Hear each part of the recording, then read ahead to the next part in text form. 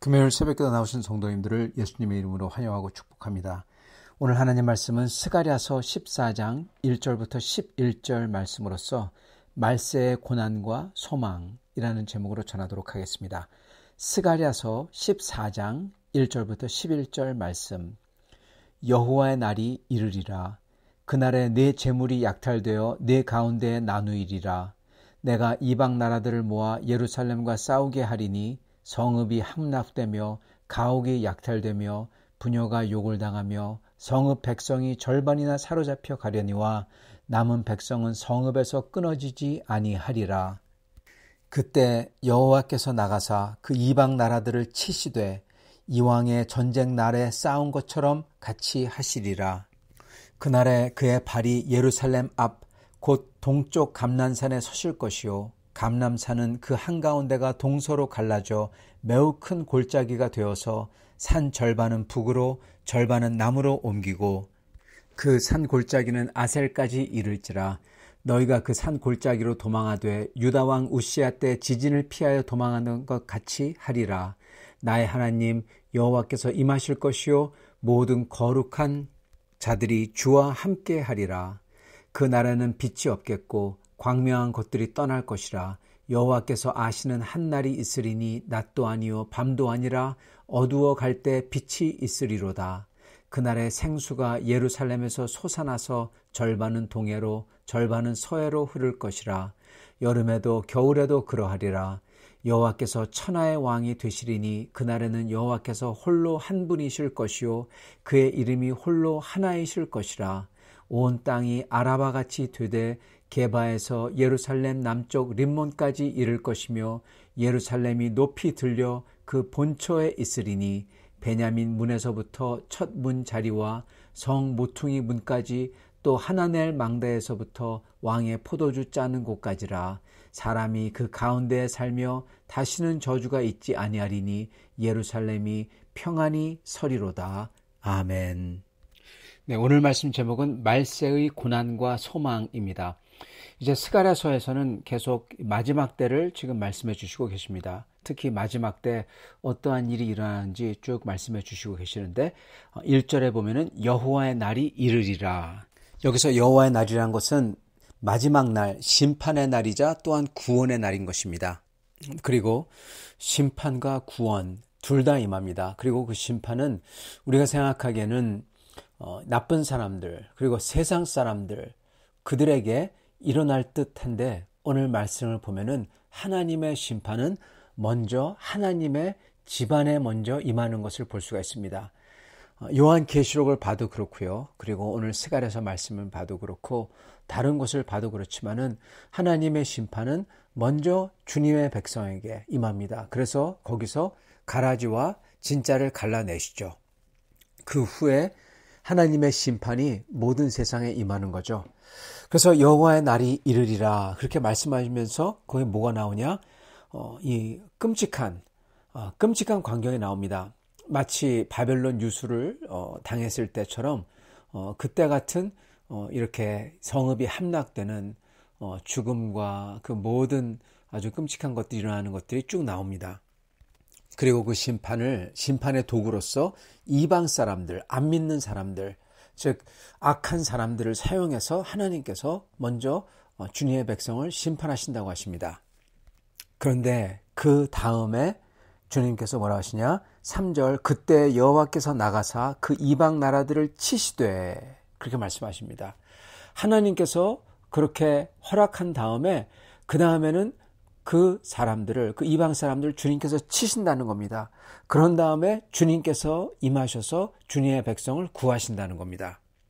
이거는 비단 오늘 말씀 스가랴서뿐만 아니라 요한계시록을 봐도 똑같은 패턴입니다.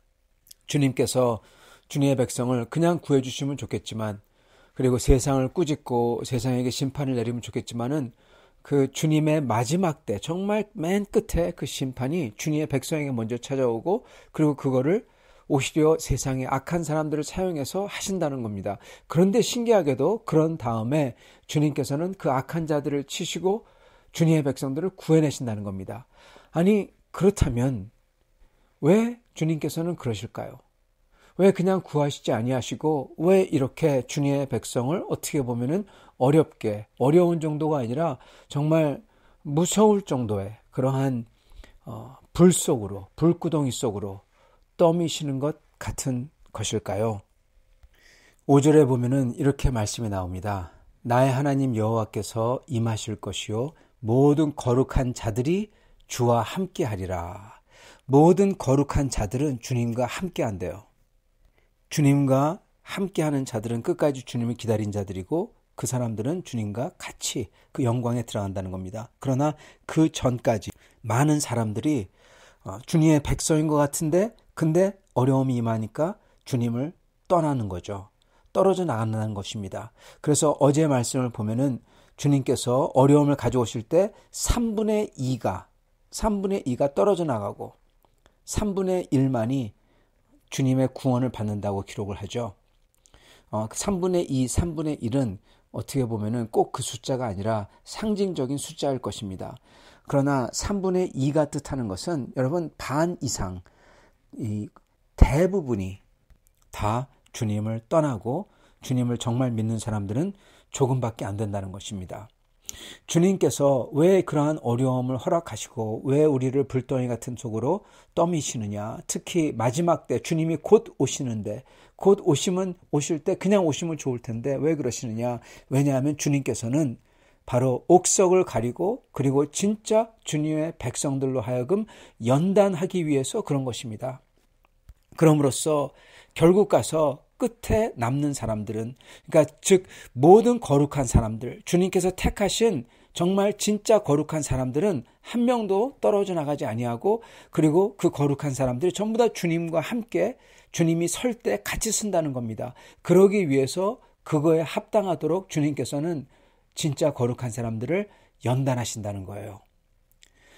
어려움을 통해서 가짜들은 떨어져 나가는 옥석을 가리는 도구로 쓰시고 그거는 가짜들에 대한 거죠. 근데 진짜들에 대한 것은 진짜 주님의 거룩한 자들을 위해서 왜 불과 같은 그러한 환난을 허락하시고 그 속으로 갖다 떠미시느냐. 왜냐하면은 그걸 통해서 진짜 거룩한 자들은 연단되라고 하신다는 겁니다. 그래서 주님과 함께 설 수 있는 그러한 자격과 그러한 모습과 그러한 사람들이 되기 위해서 주님께서 이거를 허락하신다는 겁니다. 즉, 이 모든 어려움은 나의 구원을 위해서 허락된 연단인 것입니다. 하나님께서는 이러한 연단을 통해서 내 안에 죄와 더러움을 다 녹여버리는 겁니다. 그래서 더 이상 그러한 죄를 쫓지 아니하고 하나님만 쫓는 사람이 되도록 만드신 다음에 거룩한 사람이 되도록 만드는 거죠. 그래서 저희가 주님의 날 주님과 함께 설 수 있도록 만드신다는 겁니다. 성도 여러분, 저희는 조금만 기회가 있으면은 하나님을 쫓지 않고 죄를 쫓습니다. 그게 저희의 성품입니다. 조금만 잘 살게 되면은 교만해지고, 조금만 똑똑해지면은 지식이 있다고 하면은 다른 사람을 깔보고, 조금만 풍요롭다면은 물질만 쫓고, 그게 저희의 모습입니다. 죄스러운 모습이죠. 그러나 환난이 임했을 때, 힘들 때, 그럴 때는요, 여러분, 교만도 없어지고 물질 쫓는 것도 없어지고, 왜냐하면 지금 막막하니까. 그리고 하나님만 찾게 됩니다. 그리고 정말 어려움을 당할 때는 겸손하게 되죠. 그리고 주님만을 찾게 되고 주님이 도움이 임하실 때 너무나 좋아하죠. 여러분, 그렇게 만들어가는 겁니다. 즉 우리 속에 마치 조금이라도 여유가 있으면, 틈이 있으면, 그게 재물이든지 그게 건강이든지 그게 뭐든지 간에 틈이 있으면은 저희는 딴짓하는 거예요, 여러분. 주님께서는 그것을 없애버리는 겁니다. 연단을 통해서. 그래서 더러움과 죄의 씨앗을 다 녹여버리는 거예요. 그럼으로써 우리가 거룩한 자들, 주님과 함께 설 수 있는 거룩한 자들로 만드신다는 겁니다. 성도 여러분, 그렇기 때문에 저희 안에 그리고 저희에게 어려움이 임할 때 이것 가지고 저희가 하나님에게 불평할 필요는 없습니다. 물론 그러한 어려움이 임할 때 주님 앞에 정말 힘들고 어려워서 주님 앞에 나아가 기도하고 주님을 찾죠. 그러나 이거 가지고 주님께 불평하고 원망할 게 아니라는 겁니다. 왜냐, 이것은 오히려 나의 구원을 위해서 주님께서 역사하시는 연단이기 때문에 그렇습니다. 사실 이러한 것이 일어난다면 너무나 힘들겠죠. 그리고 이러한 것이 일어나지 않도록 사실 저희는 기도하죠. 우리 하나님 아버지께 은혜와 긍휼을 구하죠. 그런데 이러한 것이 일어날 때, 성도 여러분, 그러한 것을 당할 때 적어도 저희는 분명히 지금부터 알아야 될 것입니다. 만약에 이러한 것이 일어날 때 저희가 해야 되는 것은 불평과 원망이 아니라 하나님께서 분명히 저희로 하여금 하나님의 거룩한 자로서 주님과 함께 설 수 있도록 만드시는 거다. 그걸 믿고 주님 앞에 나아가 엎드려야 되는 것입니다. 그래서 저희가 더 이상 물질만 쫓는 사람, 틈만 있으면 건강하면은 그 몸 가지고 딴짓하는 사람, 그리고 조금만 뭘 안다고 하면은 다른 사람에게 교만하게 대하는 그러한 사람, 그러한 모습에서 탈피해서 오직 주님만을 사모하며 성도들을 아끼며 섬기는 그러한 사람들로 변해야 되는 것입니다. 여러분, 그게 주님의 목적이에요.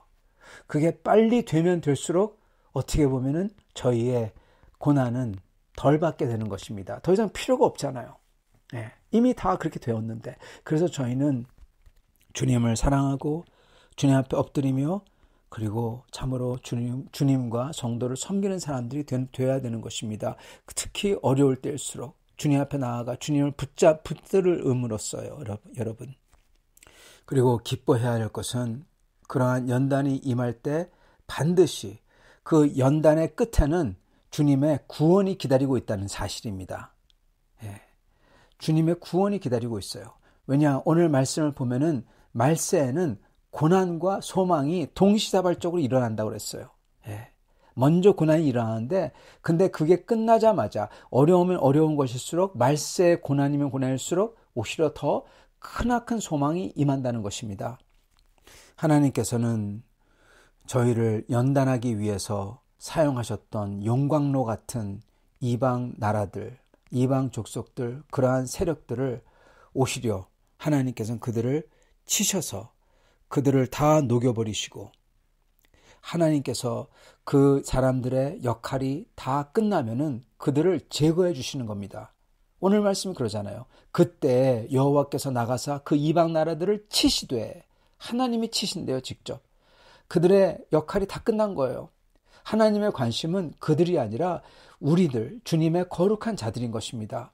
우리를 위해서 하나님이 그렇게 쓰셨고 그 용도가 다 되면은 주님께서 그들을 폐기 처분하시는 거예요. 그들이 존재했던 이유는 우리 때문에 그랬던 것입니다. 주님의 모든 거룩한 자. 그래서 우리가 주와 함께 설 수 있도록 만들어주시는 겁니다.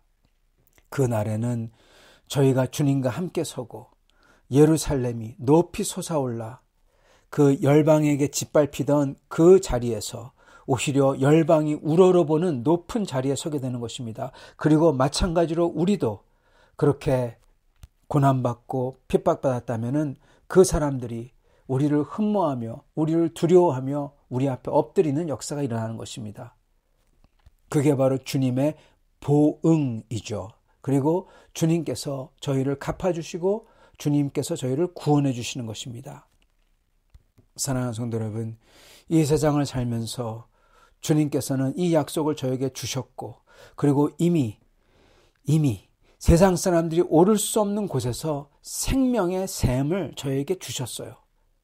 눈에는 안 보이지만, 아직은 완전히 다 이루어지지 않았지만은 이미 저희는 그것을 받아 마시고 있습니다. 그거의 증거가 무엇입니까? 바로 사랑, 소망, 믿음입니다. 저에게 믿음이 있고, 그렇게 되리라는 믿음이 있고, 그리고 저희가 그 믿음을 가지고 주님을 사랑하며 그리고 성도를 서로를 사랑할 수 있는, 내 자신을 주고 섬길 수 있는 그러한 넉넉함이 있고, 힘든데도 불구하고 세상 사람들은 그거 못하잖아요. 근데 우리는 그거 한다는 겁니다. 그리고 그 어떤 일이 있더라도 우리에겐 산 소망이 있어요. 그거의 증거가 바로 부활하신 우리 주 예수 그리스도시죠. 여러분, 부활하신 주님을 믿는다면 부활하신 주님을 바라볼 때 여러분 저희에게 있었던 그 어떤 의심도 그 어떤 어려움도 여러분 다 아무것도 아니게 됩니다. 왜냐하면은 그게 부활하신 주님이 우리에겐 살아있는 증거예요. 살아있는 소망이고 이 주님께서 저희를 구원하러 오시고 그리고 저희가 그 주님과 함께 같이 서리라. 그거를 지금 보여주시는 게 주님의 부활이거든요. 그래서 사랑하는 성도 여러분, 저희는 이러한 말세의 고난과 어려움이 다가올 때 비록 저희의 삶이 그 여호와의 날이 아니더라도 그렇지만은 저희의 날이 저희의 사는 날이 수명이 여호와의 날을 향하여 가고 있기 때문에 여러분 저의 삶 속에 그러한 말세의 고난 같은 일이 일어나면 일어날수록 저는 오히려 주님 앞에 엎드리며 주님을 찾으며 그러한 고난을 통해서 더 이상 이기적인 사람에서 섬기는 사람으로 내 말만 하는 사람에서 들을 수 있는 사람으로 내 주장을 하는 사람에서 남들에게 베푸는 사람으로 그리고 주님을 사랑하는 사람으로 변화되어야 될 것입니다. 그게 바로 주님의 목적이에요. 주님이 뜻하시는 거예요. 왜 고난을 허락하는지 그 이유가 거기 있는 거예요. 그것만 되면은 여러분 주님께서는 그 모든 거를 다 주님의 뜻을 다 채우는 겁니다. 그러면서 저희는 소망을 가지고 서야 될 것입니다. 사랑하는 성도 여러분, 그렇게 주님 앞에 엎드리시며 그리고 주님의 그 산 소망으로서 살아계신 우리 주 예수님, 부활하신 주님을 바라보시기 바랍니다. 그럴 때 주님께서는 저희를 반드시 새롭게 하여서 마지막 날에 주님과 함께 설 수 있는 사람들로 만들어 주실 것입니다. 이러한 사람들이 다들 되실 수 있기를 간절히 축원합니다. 같이 기도하겠습니다. 살아계신 하나님, 감사와 찬양을 드립니다.